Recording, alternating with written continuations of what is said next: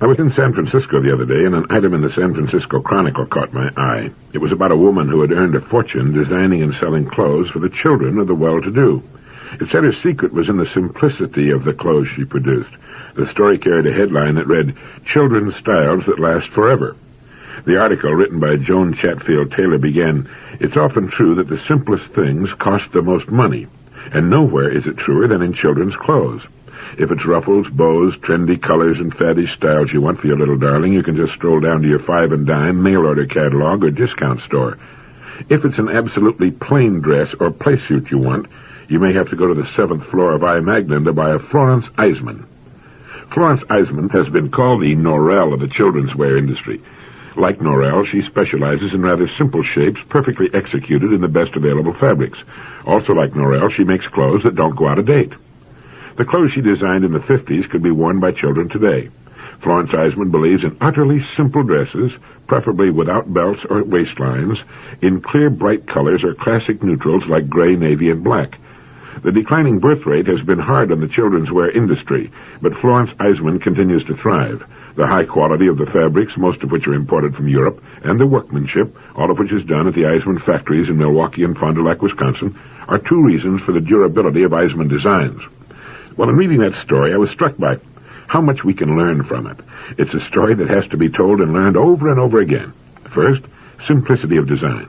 Design following function. What is the product supposed to do? It's supposed to clothe small children who must not only look good in their clothes, but who spend a good deal of their time running, playing, squirming, climbing, sliding, staining, straining, and subjecting to every torture test possible the clothes they wear. Children don't change. They are much the same today as they were 10,000 years ago. Secondly, quality of materials and workmanship. Incidentally, I mentioned that I wanted to use the Florence Eisman story for a direct line to my wife, and she informed me that our little boy, Ted, wore nothing but Florence Eisman clothes when he was small, and that the clothes are still in service with various relatives. As I read the Florence Eisman story, it reminded me of a Sidney J. Harris column I had read and clipped the week before. Mr. Harris had predicted in a column written nearly 30 years before that the men's hat industry would very likely come to an end during his lifetime. After the column appeared, he had received a stiff letter from the president of the Stetson Company taking issue with him and telling him he didn't know what he was talking or writing about. Well, last year, the Stetson Company went out of business. A few months later, HCA, the largest volume hat maker in the United States, announced that it intended to sell out. Sid Harris went on to point out that today about 1 man in 30 buys a hat, while at the turn of the century almost every man did. And he said, "I have long maintained that the so-called practical businessmen often don't know their own business, and that social theorists, poets, and even vagrants could sometimes tell them more about what's happening or going to happen than they learned from interviewing one another in the 537 club car back to the Ivory Suburb." In his column, written back in 1944, Sid Harris suggested that the American male was seeking a new masculine image, and that the traditional hat foisted on him since Victorian times made him feel foolish, pompous, and inept. I and all my friends under 30 at the time wouldn't be caught dead in a hat.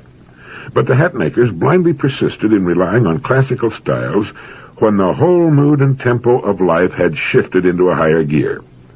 It was not lack of funds or facilities, as much as lack of imagination, that presaged the doom of the conventional American hat.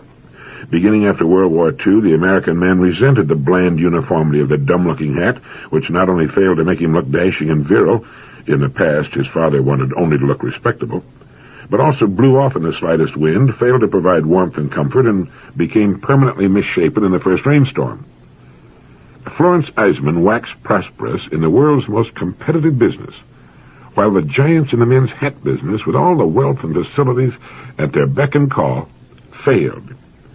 Florence Eisman makes simple, well-designed children's clothes that appeal to the good taste of discriminating adults and the functional needs of children, fashioned from the finest materials and sturdily fabricated to take such punishment for many years. The men's hat industry, on the other hand, it seems to me, did not ask, how can we design hats to fit the needs and desires of a changing market? Instead, they tried to sell a changing market an unchanging product. I think the American automakers missed the boat on the small, inexpensive-to-buy and operate car for the same reasons. The hat makers blindly persisted in relying on classical styles when the whole mood and tempo of life had shifted into a higher gear. I think that What Sidney Harris wrote about the hat business in 1944 is true of the world automotive market today, in which there's been a very obvious change going on for some time. I think many of the products turned out by the major automakers are as obsolete today as the Victorian hat, and I think the first one that applies the common-sense, good-taste system of Florence Eisman will capture an inordinate share of not just the American market, but the world auto market as well. Now, how about what we do? How can we apply the Florence Eisman formula to what we produce? It isn't her formula at all, really, as I'm sure she'd be the first to admit. It goes all the way back to ancient Greece. She and the few others like her have simply had the good judgment and good taste to apply the formula and reap the inevitable rewards. It will perhaps pay us to take a new look at what we do and ask some important questions, such as, 1, what is my product or service supposed to do? What is its real function? 2, is it doing that in the best and most direct way possible? 3, is it simple, uncluttered, in good taste, and of the best materials available to me? 4, does it meet the needs of my customers and prospects, and will it continue to meet their needs for many years to come? 5, is it the very best we can produce to do the job it is intended to do?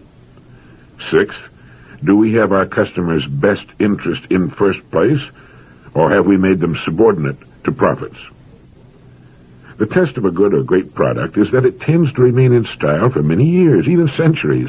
The architecture, statuary, and literature of ancient Greece is still right up to date, as interesting and as valuable today as it was 2,000 years ago. A Stradivarius violin or a painting by one of the masters, good crystal, silver, and china, all have appreciated over the years like good real estate. Now, how about what we do? Will it meet the test of greatness, or be so much useless junk in a few short years? I know a man and his wife who migrated from a small town in Oklahoma to the big city of Los Angeles. When his friends asked them what they were going to do out there, they told him that they were going to stay in the same business, which was operating a medium-sized eating place. Nothing fancy, just hamburgers, fried chicken, and shrimp, soft drinks, and coffee. Well, as friends do, they shook their heads and did their best to dissuade them. They told my friends that there were almost as many eating places in Los Angeles as there are people. One report even says that there's more. Why, on just one boulevard, you know, the one that's hard to pronounce, there are 1,000 eating places lined up on both sides of the street, so close together they breathe on each other with their exhaust fans. But undaunted, the couple moved to the great sprawling city with its teeming millions of people and ubiquitous eating places. In an undistinguished part of town, on an undistinguished thoroughfare, they rented a very small, vacant store. They equipped it with the necessities for such a place, with only 4 or 5 rough tables and benches, put a small identifying sign out front, and opened for business. Within 60 days, they were operating a gold mine. They had planned to be open 7 days a week until they found which day was the lightest, and then they'd close on that day. There were no light days. Every day was busy, and the little cash register rang from morning to night. They were so busy cooking hamburgers they didn't have time to clean off the tables, so the customers did it for them, putting the paper cups and plates and napkins into the trash can for them. They then hired a boy to keep the place clean and generally help around the place. Every night, they'd go home exhausted but happy. Their business is a big success. Right across the street from them, a large, nationally syndicated and advertised drive-in has been in operation for several years. Soon the manager of that place was sneaking into my friend's place to eat his lunch, and his employees dropped in after their shifts. Working people from as far as 10 miles away drive to my friend's place for hamburgers. A couple from a little town in Oklahoma have become a hit in the big city with the thousands of eating places. How did they do it? Charge less for their hamburgers? No, theirs actually cost more than the average. But instead of competing with all the other eating places in the city, my friends created. Instead of buying the uniform little hamburger patties from the wholesaler, as most everybody else does, so that every hamburger tastes exactly alike no matter where you go, my friends buy their hamburger from a local supermarket and make their own, 4 to the pound. Each hamburger has 1/4 of a pound of meat, is served on a 5-inch toasted bun with crisp, fresh lettuce, garden-grown tomatoes, and thick, juicy slices of onion. Their secret? It's simple. They just serve the best hamburgers anybody ever ate. They'll never sell as many as the big place across the street, maybe, but they sell all they can cook, and the little cash register rings all day long. Will Durant, the famous philosopher, has written that human beings can be divided into two main categories, negative and positive. Now, we all know there are people who have more positive impulses than negative impulses. With these positive people, the tendency is to approach, to seek, to overcome, and to possess. These are the positive characteristics. And there are others in whom the negative impulses predominate, people in whom the tendency generally is to hesitate, to retreat, to find shelter and safety, to submit. And it's these people the philosophers call the negative characters. Now, no person is entirely all of one or the other. Each of us has some of both, but we lean heavily toward one or the other. Dr. Will Durant says the negative character tends to be undersized, and though he admires very much every redeeming quality of his face, his form, his mind, he's always awkwardly conscious of his physical inferiority and looks enviously out of the corner of his eye at the tall and vigorous workman or the man of affairs who passes by erect in the pride of stature and health. What the negative person lacks above all is body, energy, horsepower, according to Durant. He seems not to have enough blood.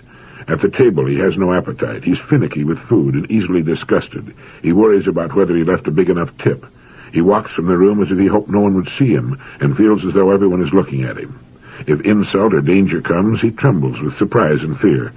He does not feel active anger, but is consumed with a fretful resentment. His violence is the mask of one who knows that he will submit. He shrinks from responsibility and trial and longs for the quiet security and retreat of his home. He admires the cowboy and the Superman. He believes that the world would trust him with leadership if it had intelligence. If he succeeds in anything, he credits himself. If he fails, he's not guilty according to him. He blames the environment or the stars. He never blames himself for failure, but gets bitter toward the world instead.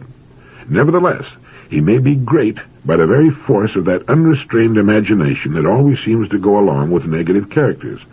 At his height, he may become a poetic genius. At his lowest, he is an intellectual, not a thinker. He never walks if he can ride. He never stands when he can sit, and he never stays awake when he can sleep. Because of this, he cannot sleep well. He hasn't been awake enough to bring on restful sleep. His nerves are tired, but his flesh is not. He's always on edge. He is social in his hunger for popular approval. He conforms timidly to the conventions. Withal, he is kindly and affectionate, grateful, loyal, and reverent. There is no cruelty in him, and little coarseness. He is restless, though always seeking rest. He passes discontent from project to project and from place to place. He is a ship that never makes a port, while its cargo rots. He is given to bursts of passion that simulate strength, but they end in quick exhaustion and accepted chaos. He has 1,000 wishes, but no will. Will Durant's bleak description of the negative character. Now, here's his description of the positive character. The positive person has health and vigor, a sufficiency of flesh and blood to warrant him looking straight into the eyes of the world and wearing his hat as he likes. If he looks at you, it's face to face. But he does not look at you. He is absorbed in his enterprise, intent on his goal. He is less interested in persons than in purposes. All the impulses of approach are strong in him. He eats with gusto. He has a passion for acquisition and possession. His motto is to have and to hold. And because he's more self-assertive and successful than a negative man, he makes every modern nation into a replica of himself, rapaciously acquisitive. Or maybe he has an extravagant wife. In olden days, he would have been a feudal baron or a soldier, but today he's an executive, and just as positive as when he brandished a javelin. In him, desires are not timid aspirations. They're unavoidable impulsions. For their sake, he will accept responsibilities, dangers, and wearing toil. He has more courage than virtue and less conscience than pride. He has powerful ambitions. He despises limits and suspects humility. If he meets a man stronger or firmer than himself, his impulse is not to bow down before him, but to honor him with emulation and rivalry. If he is defeated, it is after a struggle to exhaustion. He is curious. All processes lure him, and his mind plays actively about strange and novel things. He believes in action rather than in thought, and like Caesar, he thinks nothing finished if anything remains undone. He likes a tumultuous life and is not tempted by rural simplicity and peace. Peace, he thinks, was made for old age and does not become a man. He is domineering and likes to feel that men are bricks to his trowel, to build with them what he likes. And they find a secret zest in being led by him. He's so certain, so confident, and so cheerful. His activity makes him healthy and leaves him no time for thought or gloom. He enjoys life, bad as it might be, and does not ponder much on the future or the past. Nevertheless, he's a man of ideas, not a poet, nor a painter, nor a theoretical philosopher, nor a scientist, but an inventor, an architect capable of original designs, an engineer brave enough to span great rivers with poems of woven steel, a sculptor commanding marble into life, a scientist willing to face all the world in defense of a new truth. When his wife irritates him, he goes to his club. When the club bores him, he forgets himself and his work. His active life defends him against nerves. What he has above all is will. Not wills, but will. Not a medley of ambitions and desires canceling one another in unreconciled hostility, but a unity of aim, an order, and perspective of purpose. He dies never doubting that life was a boon, and only sorry that he must leave that game to younger players. Each of us has some of the positive and some of the negative in our makeup. The idea is try to make the best use of the good qualities of both. Here's some information about an unlooked-for but exciting development. We're not just having a population explosion in the world, but here in America and in other Western countries, we're having an explosion of geniuses. And it makes for an interesting future, an acceleration of the times which are already stunning in the fields of science.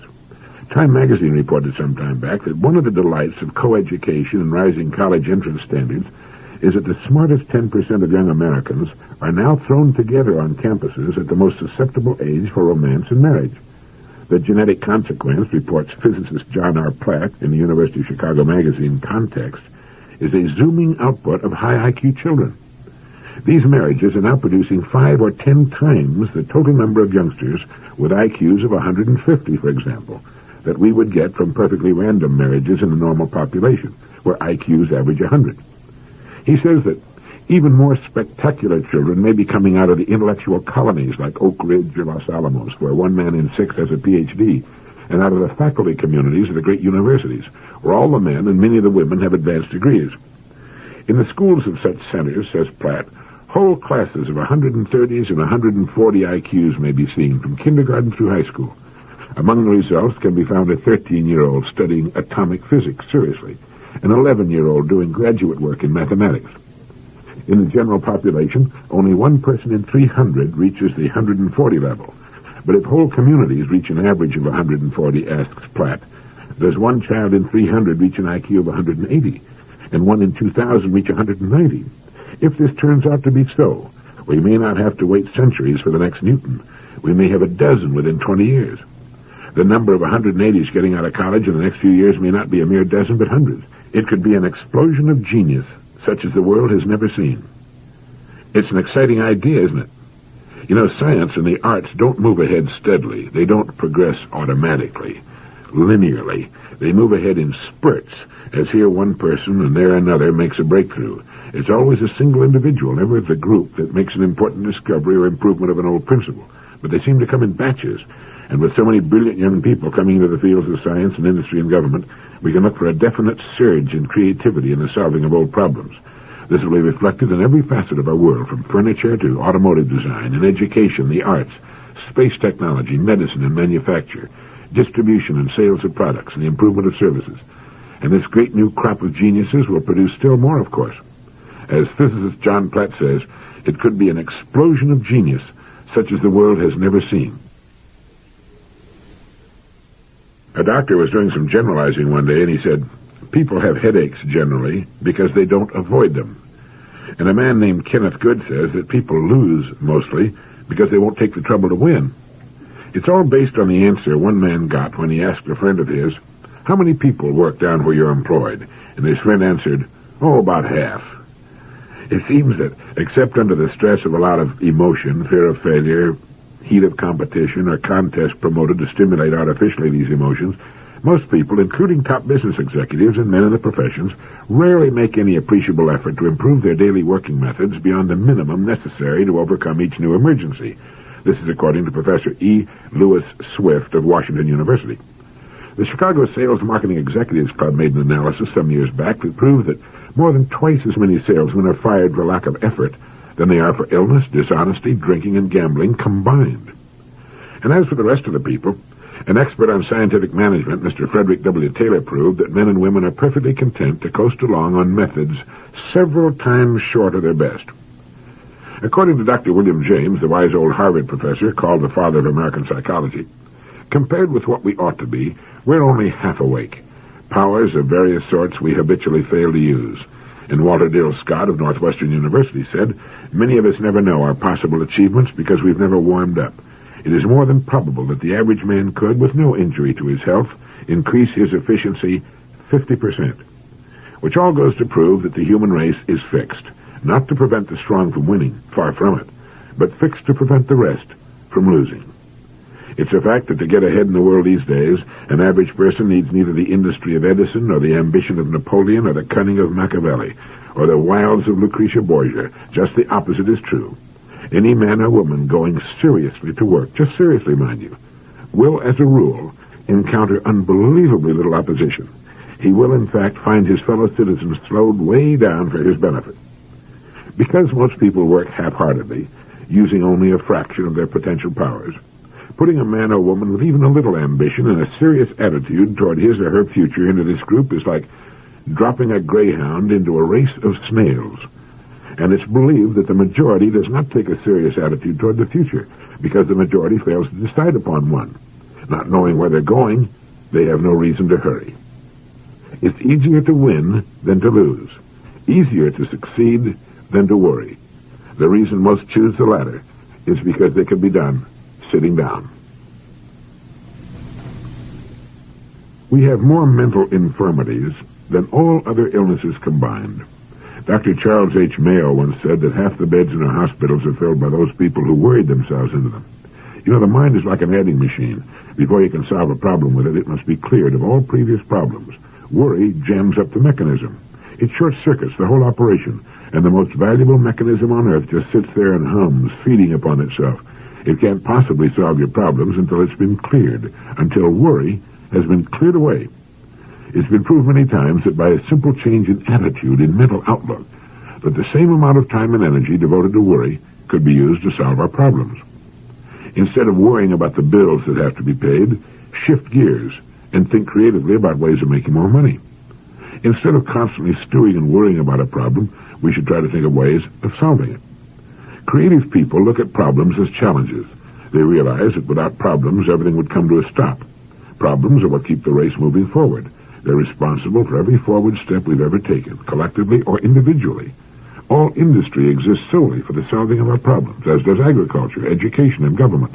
A person goes to school to learn to solve his problems and the problems of others. Where would the doctors be if there were no health problems, or dentists, or lawyers, or businessmen, or teachers, or workers? A woman wants to change the color scheme of her bedroom, and a painter gets a day's work. A paint company sells some paint, and so on. We've all got problems, and that's good. Without them, we'd still be swinging through the trees and living in caves, and all problems are temporary. As the wise man said, this too shall pass. So if you want to have a lot more fun and a lot less worry, try to put your problems in their true perspective. See yourself as a part of the world, and the world as a part of the universe, and the universe as a part of a great and mysterious living picture. Seen in their true light, most problems shrink to their true size. Then, don't worry about it. Shift your mental gears. Clear your mind of worry and set your mind to the solution of the problem. It has a solution. It will be solved. The same kind of problem has been solved a million times before. But as a wise old man said to me one time, in a life where death is inevitable, never worry about anything. If you come across a plank on the ground, say the plank is 12 feet long and 12 inches wide, you'd have no trouble walking from one end of it to the other. Now let's put that plank 100 feet high and stretch it between two buildings with nothing under it except 100 feet of air and a street down below. Would you walk it now? Same plank, same distance, but a different, more demanding situation. Let's say you're telling your family gathered around the dinner table about something in which you believe, your philosophy of living, for example. Now change the setting to an auditorium with 1,000 people in the audience, with you standing on stage before the podium. You're saying the same thing in the same way, but the setting's changed. Walking the plank and making the talk are easy for you in one set of circumstances. Without changing your performance at all, but only the setting, a new element is introduced which changes your mental attitude considerably. Fear of what might happen under this new set of circumstances turns two perfectly simple and natural performances into occasions of great risk, so great that you might refuse to do either of them. Not the fear of what will happen, but the fear of what might happen. Now, since you know perfectly well that you can walk the plank if it's on the ground, it stands to reason you can walk the same plank anyplace else. If you can make a talk under one set of circumstances, you can make the same talk under any other conditions. Anyone can see how true this is. But, and it's that but that seems to keep us from taking a formula we know will work under one condition and applying it to a larger situation. The fear of what might happen holds us back. We permit ourselves to fail by default, rather than run the risk of failing as a result of having made the effort to succeed. Now, it's not important that we walk the length of a plank, whether it's on the ground or high in the air, and it's not too important whether we make our little talk to the people in the auditorium, perhaps. But how many things are there at which we succeed, at which we could be successful on a much larger scale? It's all a mental game. We play the whole thing out in our minds, and it's there, not in actual practice, that we win or lose. No one can even guess how much is lost by the so-called average person simply because he fears to make the attempt.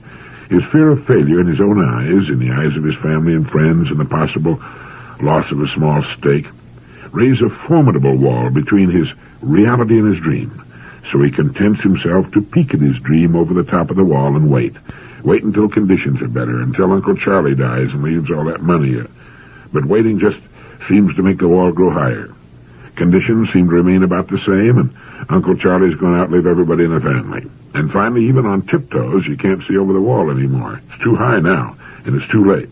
Well, so what? It was just an idea, a dream. Yes, that's all it was, just an idea, a dream. But what could it have been? What might it have been if you'd scrambled over that wall before it got too high? Bertrand Russell wrote, "Our instinctive emotions are those that we have inherited from a much more dangerous world, and contain, therefore, a larger portion of fear than they should."